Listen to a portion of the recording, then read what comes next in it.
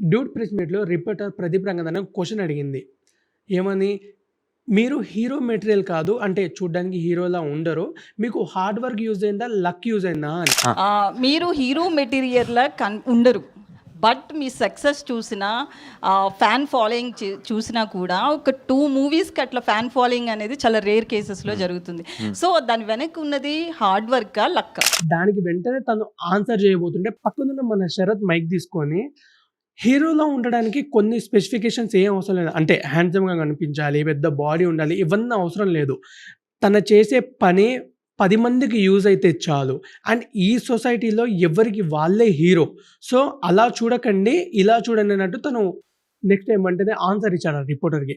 And ఇటువంటి type questions just మన దగ్గర నుంచే వస్తాయి. మన సైడ్ నుంచే వస్తాయి. అండ్ ప్రదీప్ రంగనాథన్ చాలా మంచి హీరో. యాక్టింగ్ చూడ్డానికి చాలా హీరోలానే అనిపిస్తాడు. అట్లేమి అనిపించడు. మనోళ్ళే ఇంత వింత వింత క్వెషన్స్ అన్నీ అడుగుతా ఉంటారు ప్రెస్ మీట్‌లలో. ఇటువంటి క్వెషన్స్ పెద్ద పెద్ద యాక్టర్స్, పెద్ద పెద్ద ఫ్యామిలీస్ నుంచి వచ్చిన వాళ్ళని ఎందుకు అడగరు? ఈ రోజుల్లో జస్ట్ హీరోగా కనిపించాలంటే ఇవన్నీ అవసరం లేదు. జస్ట్ కంటెంట్, టాలెంట్ ఉంటే చాలు. ఇదొక్కటి గుర్తుపెట్టుకోండి అంతే.